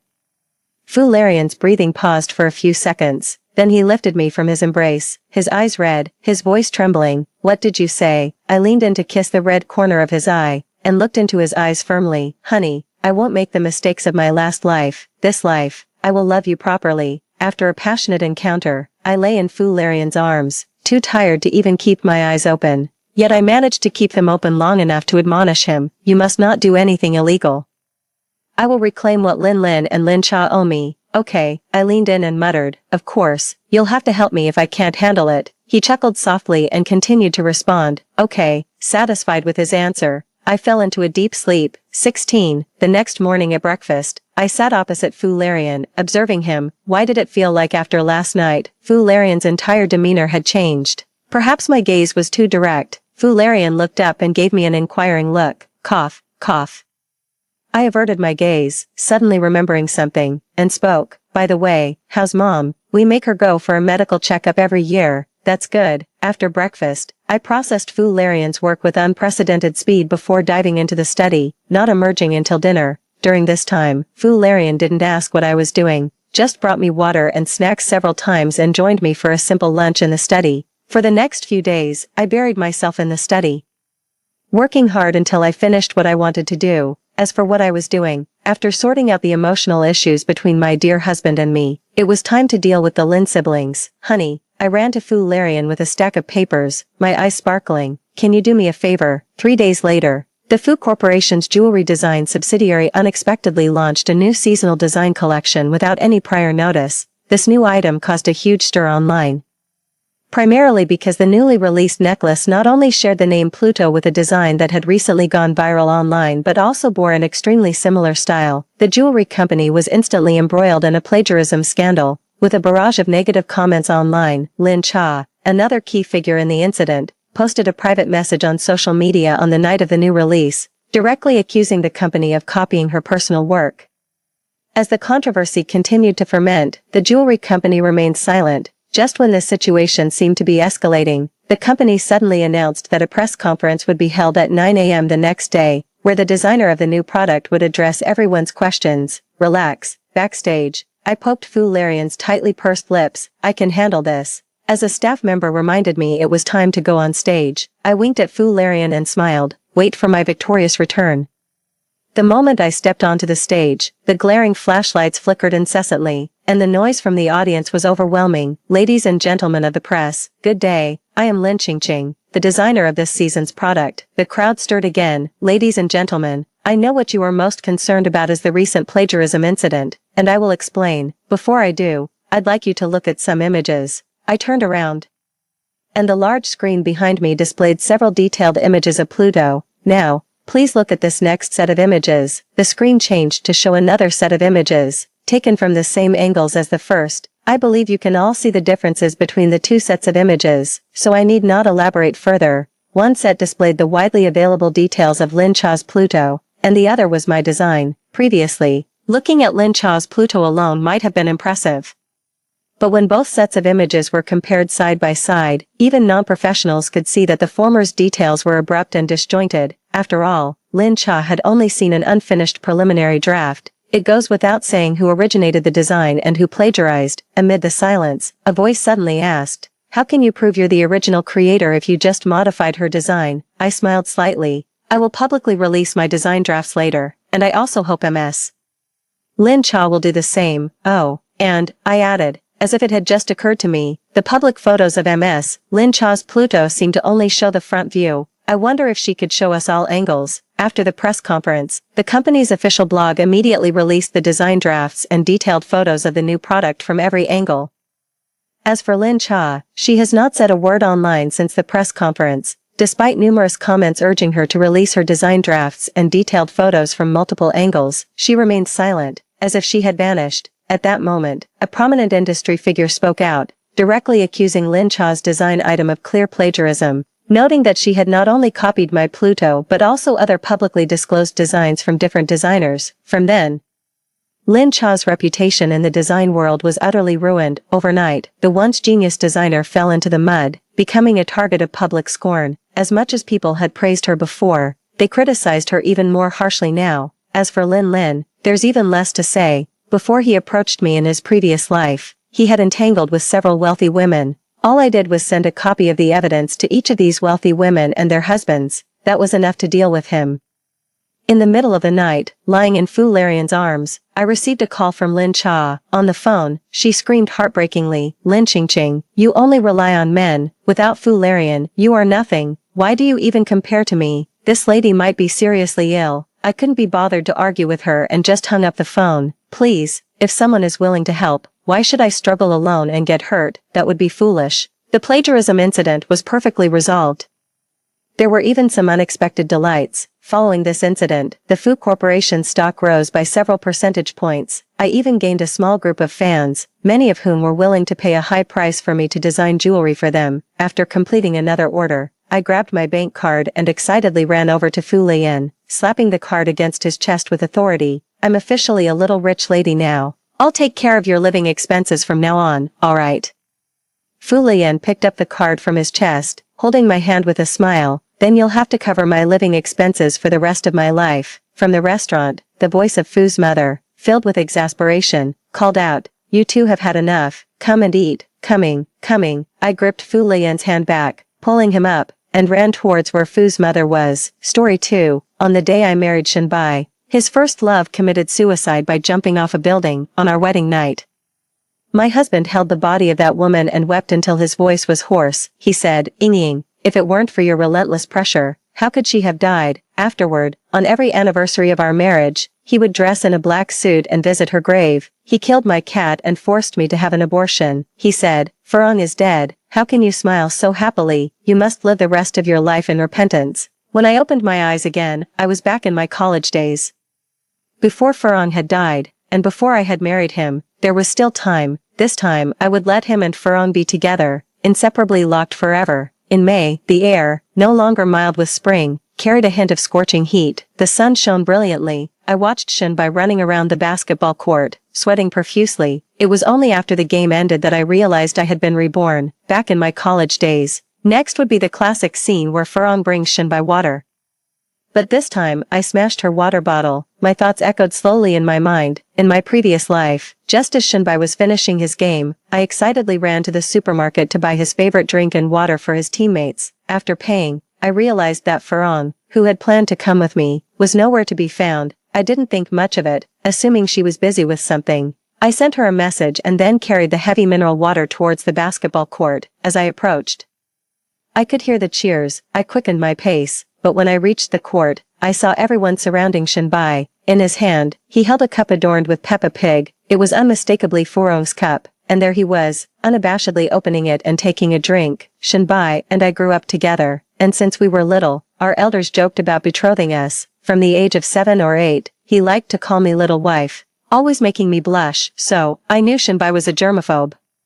We often studied together in high school, and once I accidentally drank from his cup. Although he didn't say anything, his normally calm brow was deeply furrowed. Later, I saw the cup I drank from discarded in the trash. Since then, I knew he had a strong aversion to germs, just like his mother. Seeing Shinbai drink from Furong's cup made me realize they had been hiding a deeper connection from me. Had they exchanged bodily fluids? Was that why he no longer physically recoiled from her? In an instant, I felt nauseated. Meanwhile, I also remembered, I'm not sure when it started, but Shinbai always includes a mango-flavored milk tea whenever he buys some for me. I'm allergic to mangoes, and Mu Furong likes mango flavor. Whenever he gives me a gift, Mu Furong inevitably receives the same. In a past life, I raised the issue, but he just smiled and said, "Ying, she's your best friend and she's not well treated at home. If we don't treat her well, who will?" It seemed reasonable. In my past life, my thinking was simple. Never questioning deeper motives. Even before this basketball game, it never crossed my mind that Shinbai might like Mu Furong. After all, he had promised me early on that he would marry no one but me. 2. In kindergarten, he always saved his share of candies for me. In elementary school, if other kids pulled my hair, he would pull me behind him and fight them, 1 against 5. Covered in bruises, he would say that he was a man and it was his duty to protect me. During our middle school years, amidst the throes of young love, while other students avoided relationships, fearing a bad reputation for puppy love, he would buy me soda, catch cicadas for me, and pick flowers. He once told me privately, "Ying, we are meant to be together, so it's okay for us to be closer than others at this time." I laughed, feeling a bashful flutter in my heart, my smile sweet and tender. In high school, amidst the rigors of academia, we became the brightest spots in each other's lives. To be with him, I gave up my strengths and chose science, pushing myself to the limit with endless studying. My efforts paid off, and we ended up at the same university. From then on, we were inseparable, the envy of others. So, in a past life, when I discovered his secret dealings with Mu Furong, I couldn't hold back. I rushed forward and smashed Mu Furong's water cup to the ground. He froze for a moment, probably feeling that I had embarrassed him in front of everyone. He shoved me hard. By a twist of fate, I stumbled backwards, tripped over a rock and fell, sprawling ungainly on the ground. It was quite undignified. The surrounding students mocked me loudly. He acted as if he hadn't seen me fall, bending down to pick up the pink water cup. I landed hard on the concrete, the pain bringing tears to my eyes. Struggling to get up, I noticed blood on my palm from scraping it on the ground. Beside me, Mu Furong, seeing me rise, quickly started with a plaintive tone, "Ying, don't be mad. I just saw that big brother Shen was sweating a lot under the sun, and I was worried he might get dehydrated." Her voice trailed off as she looked down. Twisting her fingers, tears streaked down her pale face, truly a sight that evoked pity. As she spoke, she reached out to pull me in. I shrugged off her hand, and she hurriedly retreated to Shinbai's side. "Big brother Shen, it's all my fault. I shouldn't have offered you my water bottle. I saw you sweating a lot. I'm sorry." She continued to apologize. "Please don't be angry with Sister Ying. It's all my fault. I didn't think it through." Shinbai remained cold-faced, relentlessly insisting that I apologize to Mu Furong, accusing me of being unreasonable. He even questioned me. "What's wrong with taking a sip from someone else's water bottle? Do you want me to die of thirst?" "Ying, I really didn't know you were so petty. Furong is your friend, your best friend. Can't you be more accommodating? When we get married in the future, will you be intolerant even of a female mosquito near me?" His buddies laughed exaggeratedly at this. Someone even joked that my jealousy stemmed from my deep care for Shinbai. "Lucky you, brother Shen." Everyone was teasing and making a fuss. That day, I turned and walked away, crying all afternoon. Later, he came to coax me, his eyes reddening as he saw the injury on my hand. "Ying, I'm sorry. I had just come off the basketball court and was really thirsty. When I saw her offering the water, I couldn't help myself. I didn't realize how much it mattered to you. It's all my fault. But Furong is your best friend. You guys share a dorm room. I only see her as a little sister, nothing more. I was worried you might accidentally trigger her condition. I got a bit anxious and pushed you. Please don't be mad." That evening, He took me out for dinner and bought me gifts, looking at me with eyes as tender as one would look at a beloved dog. Yes, Mu Furong has depression. She said she felt suffocated at home, that whatever she did was wrong. She comes from a family that greatly favors males over females, where her brother is treated like a king, and even her grandmother won't let her sit at the table to eat. She could only eat what her brother left behind. Mu Furong told us, I really can't stand my brother. He spits in the food while eating, and I can only eat what he leaves behind. If I don't eat, I go hungry. I feel nauseous with every bite. At that time, everyone in our dorm felt sympathetic and comforted her. Considering her depression, we all tended to give in to her. 3. Hey, aren't you going to buy some water? Mu Furong's voice brought me back to the present. In a past life, she used the excuse of me going to buy water to hurriedly bring water to Shinbai, blatantly challenging me. I glanced at the Peppa Pig water bottle she hugged in her arms and said with a smile, why buy water when you've already brought some? It must have been my meaningful smile that, for a moment, left her somewhat flustered. I stood up and ran towards the school's convenience store. Perhaps Mia Furong thought I was going to buy water. Yes, I did go to buy water, but I only bought one bottle. Twisting off the cap, I gulped down several mouthfuls. Under the blazing sun, I felt like I was turning into dried salted fish, and I didn't even like basketball. Well, apart from the earth, I'm not really into any other ball games. I took out my phone and called my mom. After exchanging a few pleasantries, I got to the main topic. Mom, let me tell you a secret. Shinbai is dating someone now. Ha ha ha, I said cheerfully over the phone. On the other end, my mom was clearly taken aback. After a pause, she asked me, Ying, what's going on? Aren't you and Shinbai in a relationship? Mom, how could you misunderstand? I hurriedly explained, Shinbai and I just grew up together. If you must blame someone, blame yourselves for always teasing us since we were kids. But really, all there is between him and me is that we grew up together, perhaps a bit closer than others. Mom, think about it. We grew up peeing and playing in the mud together. How could we possibly date? I deliberately laughed lightheartedly and added, let me tell you, the aloof, handsome guy at our school is really good looking. I'll try my best to win him over. Oh, but let's not talk about me. Let's talk about Shinbai. My mom was clearly confused, and after a long while, she finally said, all right.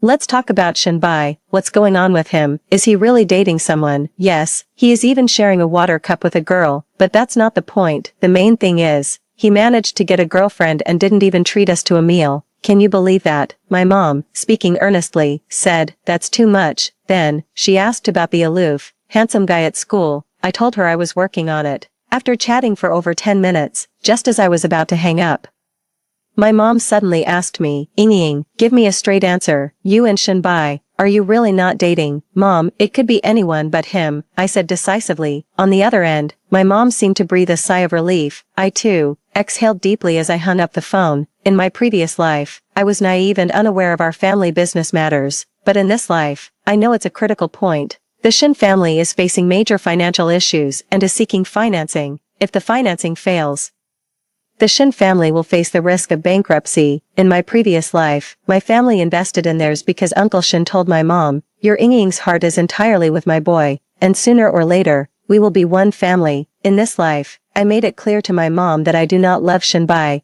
We will not get involved with the Shin family's business. Letting go of Shinbai feels really good. When you no longer love someone, that sense of relief and joy truly promotes mental and physical health. In my previous life, I suffered from depression under Shinbai's emotional abuse, eventually succumbing to breast cancer. In this life, for the sake of my own health, I should love myself a bit more. I was drinking a beverage as I walked to the court and, sure enough, there was Shinbai, tilting his head back, drinking from a Peppa Pig cup, gulping loudly in the sun as his Adam's apple bobbed. Seeing me, he hurriedly stopped drinking and walked over. Ying, where have you been? He asked with a smile. By the way, did you buy water for our teammates? I shrugged and smiled. Not yet. The supermarket is just over there, only a few steps away. While talking, my gaze fell on the water cup in his hand. He seemed to notice something and hastily handed the cup to Mu Furong. Mu Furong took the cup, a barely noticeable look of disappointment in her eyes. Then she spoke softly. Ying, I think Shinbai was just too thirsty, so I let him use my cup for a bit. Don't get the wrong idea. I pretended to be confused. What wrong idea? Oh, I asked with a grin. Furong, you wouldn't happen to like Shinbai, do you? Mu Furong's face turned pale, and she fidgeted with the hem of her shirt. A flash of panic also crossed Shinbai's eyes. I covered my mouth, chuckling.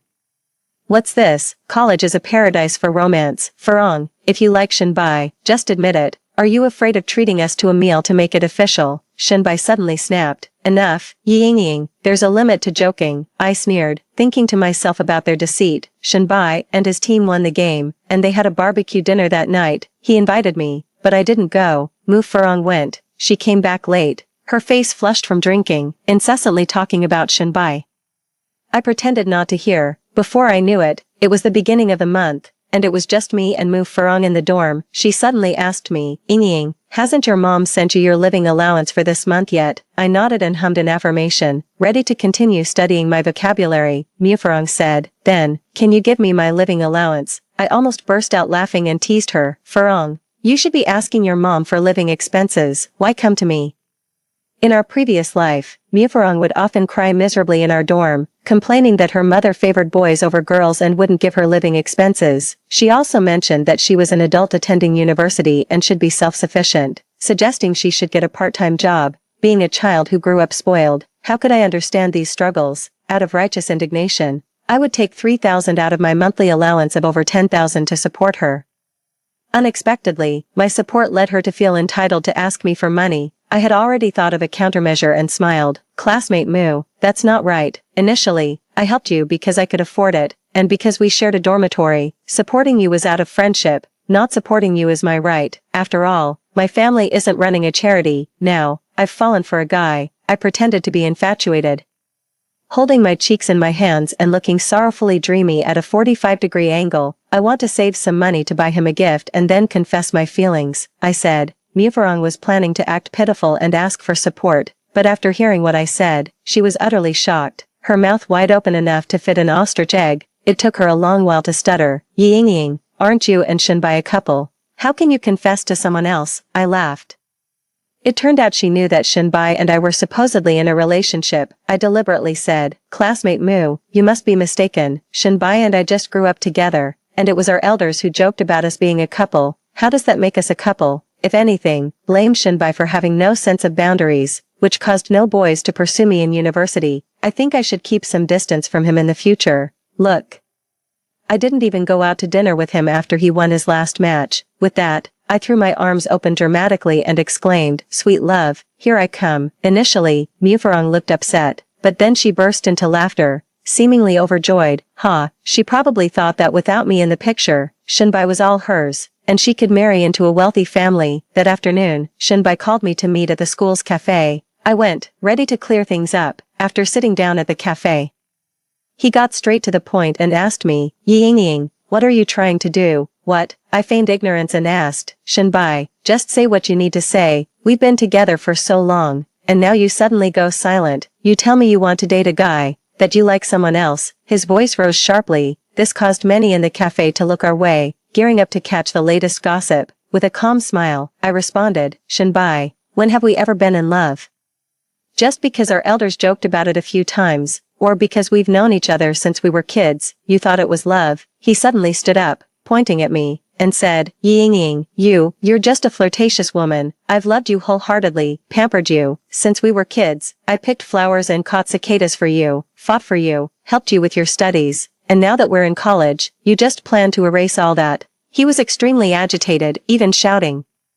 Classmates, won't you judge this for yourselves? The cafe, being on campus, was quite crowded. I stood up and from my bag, I took out a few items and threw them on the table. Shinbai, don't act like you're so devoted. What about the time you and Mu Farong were in a hotel room exchanging intimacies? Why don't you mention that? If we were really dating, would that not be considered cheating? I thought, since we all grew up together, I could forgive you for not liking me and liking another girl.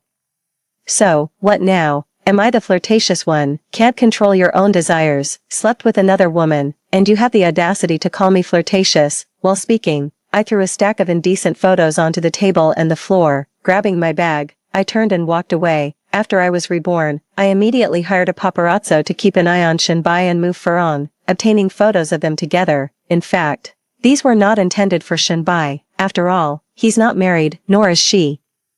His cheating is his own business. I just need to be clear about it, not blinded by love like in my previous life. I needed solid evidence to quietly show my parents, to let them know that there's no future between me and Shinbai. No matter what the Shin family says, they should not invest in them. This time, I definitely won't let Shinbai use the family company to bind me for life. Nor will I allow him to qualify as the CEO of the group. By evening, the whole school was abuzz with the gossip about Shinbai from the finance department, playing two sides. Hey, did you guys hear? Yes, from your finance department, really good at scheming, hooking up with another girl while still blaming his childhood friend and girlfriend for fancying someone else. Wow, that's explosive. I dug it up. The affair is with someone named Mu Furong, who's even in the same dorm as his childhood friend.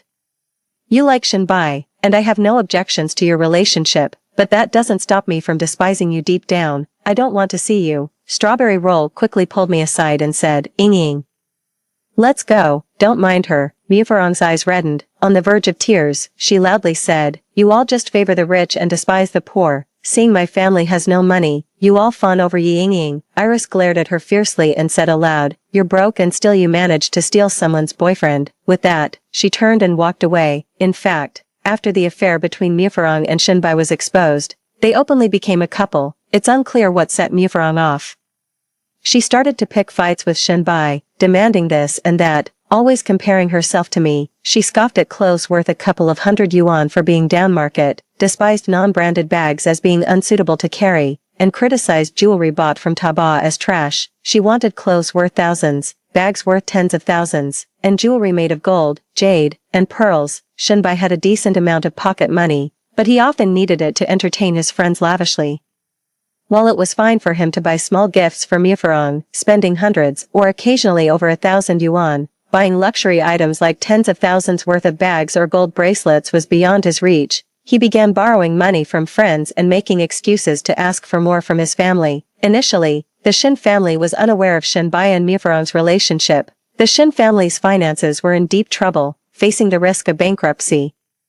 Shin's father started raising funds everywhere. Naturally, in such situations, close friends and family are the first ones considered. The Shin family had approached my family early on, but my parents, being cautious about business matters, decided to wait and see. Later, after my mom told my dad about Shinbai and Mu Furong's affair, my dad was very annoyed and instead invested in another project. I knew that project. From my past life experiences, it was a real cash cow, so I subtly hinted this to my mom. My parents, being astute, assessed and then invested in this project. After learning this, Shin's father came to our house, inevitably reproaching my parents, accusing them of forgetting past friendships and not helping him out. My dad just smiled ambiguously. Then, Shin's father couldn't help but complain about me. Olji, I know my family's finances are in trouble, facing the risk of bankruptcy, so you're reluctant to invest, but think about it. Your Ying's heart is all for my son. The Yi and Shin families, sooner or later, will be one family. What's the use of holding on to your money? Listen to that. Is that something one should say? In other words, it's like saying, your daughter loves my son, and since you only have one daughter, all your assets will eventually belong to my son. Whether you give it sooner or later, you'll have to give it. Why hold on to it? To put it bluntly, it's nothing short of extortion. Upon hearing this, my mother couldn't hold back and scoffed coldly. Old Shin, since when has Ying ever liked your boy? They are just two kids who grew up together and went to school together. Don't you dare tarnish my Ying's reputation. And to top it off, your boy has already been dating someone in school. Oh, and I heard she's mentally ill. Shinbai sure has some peculiar taste. As she spoke, my mother threw a stack of photos she had received from me at Shin's parents. Instantly, the expressions on the faces of the elderly Shin couple changed. The Shin family's financing failed, their bank loan was due, and they were sued by the bank. Not only were the Shin family's assets frozen, but their real estate was about to be auctioned off by the court as well. Shinbai was unaware of all these events. Mu Furong, in her desire to marry Shinbai and now without me as an obstacle, was thus doubling her efforts, gently coaxing him with tender care. This greatly satisfied Shinbai's pride and machismo on a certain level. However, the good times didn't last. Just when Mu Furong thought that her relationship with Shinbai was set in stone, Shin's mother found the school and came straight to our dormitory. She slapped Mu Furong across the face upon seeing her. Then, Shin's mother grabbed Mu Furong's hair and started beating her brutally. I'll beat you to death, you shameless tramp, you little vixen. Shin's mother cursed and yelled. Mu Furong was beaten to tears, initially unaware that the fierce old woman was Shinbai's own mother. The situation escalated until the head of the student affairs office had to intervene. It got to the point where we had to call the police. Of course, I also called Shinbai to come over. Only then did Shin's mother stop, and both parties began to mediate. Since we were all from the same dormitory, we went along too. Shin's mother kept insisting that her son and I were the real couple. Blaming Mu Furong for seducing her precious son like a siren, I couldn't help but scoff internally. Blaming Mu Furong? Why didn't she blame her son for not being able to keep his pants zipped? In a previous life, she used the same tactic to manipulate me, saying that Mu Furong was the one who truly loved her son and would die for him, and me, having won her son's heart, why didn't I cherish him? In that previous life, I was foolishly in love, thinking Shinbai was perfect. The mistake was mine. And Mu Furong's, not his. Brains are a good thing, but if you're blinded by love, you might as well not have one. The police asked me what happened. How would I know? So, I said, Shinbai and I grew up together, and when we were kids, our parents used to joke and tease us about each other, but now that we've grown up, he has fallen for Mu Furong, and I've fallen for someone else. We have nothing to do with each other. That's common knowledge around our school. Shinbai and Mu Furong were in a relationship that had progressed to physical intimacy. When I shared this with the police, they could only try to persuade Shinbai's mother. Unrelenting, Shin's mother caused a scene, demanding that Shinbai break up with Mu Furong and apologize to me. She also told me, Ying, Shinbai was just momentarily seduced by that wretched girl. Don't be upset. I smiled and assured her that I was not upset at all, Auntie. I'm actually happy that Shinbai has a girlfriend. Why would I be upset? After the commotion caused by his mother, Shinbai finally realized that his family had gone bankrupt. He was no longer the privileged young master of the Shin family. That wasn't the end of it. Apart from bank loans, his family owed money to private lenders and had unpaid staff wages. Amidst his relationship woes with Mu Furong, he had also taken out some online loans to compete with me. He had thought that a mere amount over 100,000 yuan would be easy to handle by causing a stir at home, expecting his normally indulgent mother to bail him out instantly. But now, he was stunned. Like his father, he turned his hopes towards my family, pursuing me with all his might, candles at the dorm door, daily breakfast deliveries, sending flowers. If it had been anyone else, there would have been fans cheering them on, shouting, "Get together." However, at the girls' dorm, just mentioning Shinbai made everyone take a detour, and it wasn't for no reason. His and Mu Furong's indecent photos had hung on the school's public wall for a long time. Just when that scandal had died down, his mother stormed into the school, causing such a scene in the female dormitory that she had to be reported to the police. This gave the school's gossip mongers plenty to talk about. At this point, I, the person involved, wasn't even sure how far the gossip had spread. In any case, I was known as the pitiful one who had been wronged. This morning, Shinbai came again, unable to tolerate it anymore. I threw the rose he handed me onto the ground and exclaimed, "Shinbai, can't you have some shame? You like Mu Furong. Why can't you just be with her properly? Mu Furong is making a scene every day, claiming we bully and humiliate her, even threatening to commit suicide in a red dress and haunt us as a ghost. We're almost driven mad by her antics. And you're shameless. I have my dignity, and I want to pursue other guys. Your behavior is essentially harassment. You know, if you keep this up, I'm calling the police." Shinbai stared at me, his expression complex. I didn't bother with him further and hurried off to class with my roommates. These past few days, it wasn't just Shinbai causing trouble, Mu Furong was too. She said to me, Ying, since you don't like Shinbai, why can't you let us be? We are truly in love. Please, don't compete with me for Shinbai. I really like him. I love him. I can't live without him. She even knelt at the dormitory entrance with a placard. She asked for my forgiveness. I explained to her several times that I really didn't like Shinbai anymore and had broken up with him. However, she went on to cause several scenes with Shinbai. But after Shinbai became aware of his own family circumstances, he felt a chill run down his spine. To him, I was his only shortcut, so he was determined to win me over at all costs, even if it meant exploiting his charm. At this time, he absolutely despised Mu Furong. He believed that Mu Furong had ruined his chances. If it weren't for Mu Furong actively seducing him, how could he have lost control and gotten involved with her? These shameless words came directly from Shinbai himself. Every time he explained this situation with Mu Furong, he claimed she seduced him. He even said that it was normal for a 20-year-old man to have needs. He even told me that it was a sign of his healthy physique. If I hadn't been reborn, I couldn't imagine how my childhood friend, my once close playmate, could become so shameless. As the final exams approached, we were all too busy to focus on anything but our studies. Unexpectedly, right after the exams ended, a strawberry roll, little Iris, and I were leaving the exam hall. We heard someone was threatening to commit suicide on the rooftop of the shopping mall across from us. She was even wearing a red dress. Apparently, she couldn't handle being dumped after a romantic relationship. Something felt off. So I hurried with Strawberry Roll and Little Iris towards the mall. It can't be, can it? That foolish woman wouldn't really commit suicide, would she? Strawberry Roll, panting from running, cursed. I hope not. I don't want to deal with such bad luck. Unfortunately, we did end up facing this tragic event, in both her past and present life. Mu Furong couldn't escape the fate of suicide. She already suffered from mild depression, and after being dumped by Shenbai and scorned by everyone else, she became despondent. Shenbai also constantly provoked and insulted her.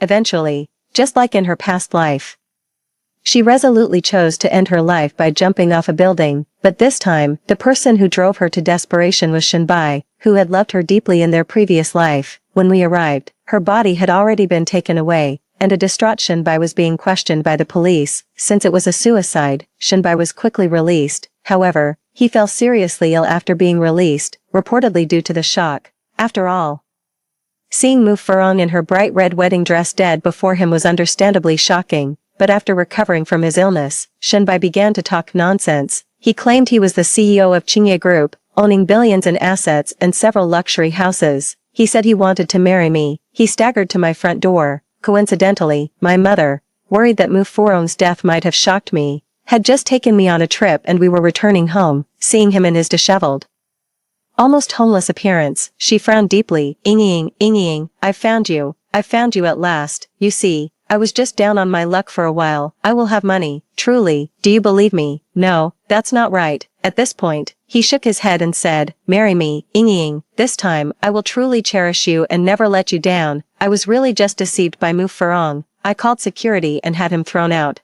Shenbai went mad, to pay for his medical treatments.